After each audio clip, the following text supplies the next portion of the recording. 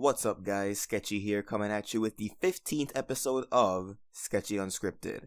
And I totally didn't check my YouTube playlist to verify the episode number. So our little Road to the Siege miniseries continues with the extended preview of part 1. The preview actually came out the same day Canterlot Boutique aired, so I decided to wait until today to actually talk about it. The extended preview is pretty much the same preview we got last time, only with 2 extra pages, and we get to see additional covers for this issue. So with these 2 pages, we see that the next villain that this mystery villain is recruiting is Lightning Dust. And apparently that's the last one she recruits. Surprisingly, it's only Iron Will, the Flim Flam brothers, and Lightning Dust, and another villain that I will get to later. So there isn't going to be one villain for each member of the main 6, which probably works out fine because, the only person I can think of for Rarity is Suri Polomare. She's not really villainous, she's just a bitch.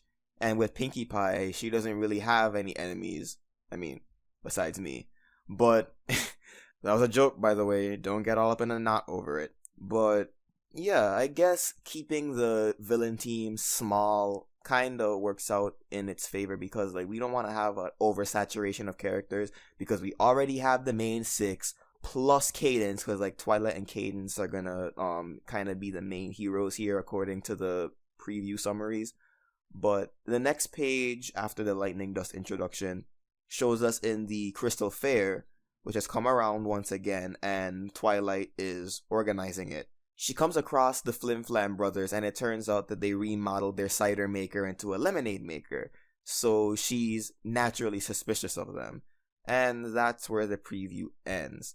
So it looks like things are going to have a slow start until the villain slowly reveals what his or her plan will end up being. And I think that's good considering the fact that this is a 4-part story. I think the first part should introduce the conflict gradually, and then parts 2 and 3 we get into the middle of it, and then part 4 would be the epic conclusion. That's usually the format that these 4-part stories go as far as the MLP comics are concerned. The next thing I want to talk about is that one of the alternate covers for this issue features this new team of side villains, and unfortunately Chrysalis is one of them.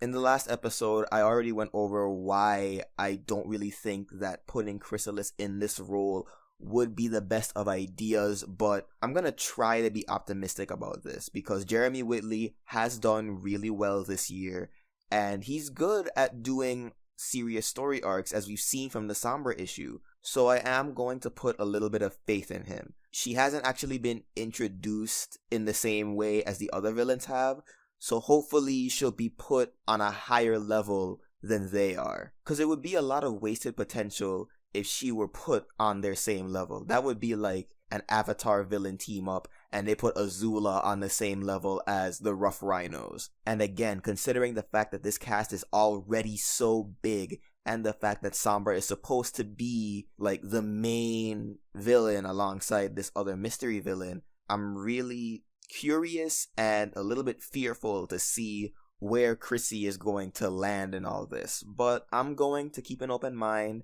and hope that this comic does end up being really good, because while it has a lot of potential to be the next Reflections, it has just as much potential to be the next Good, the Bad, and the Ponies. But we have to remember that this is Jeremy Whitley instead of Katie Cook, so this might have a totally different feel, so let's just hope.